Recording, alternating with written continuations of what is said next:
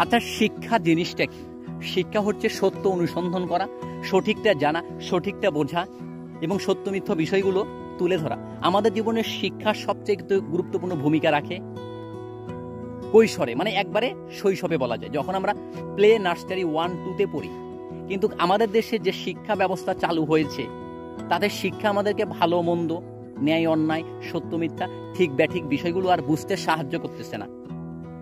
এখন বাচ্চাগুলো বা এখনকার স্টুডেন্টগুলো হয়ে গেছে পরীক্ষার মেশিন। মানে ছাত্ররা শুধুমাত্র পরীক্ষায় ভালো রেজাল্ট করতে হবে, A+ পাইতে হবে, ক্লাসে প্রথম হতে হবে, এই একটা প্রতিযোগিতা চলতেছে। আমরা অনেক ভালো রেজাল্টধারী ছাত্রছাত্রী দেখতেছি, কিন্তু ভালো মানুষ দেখতেছি না।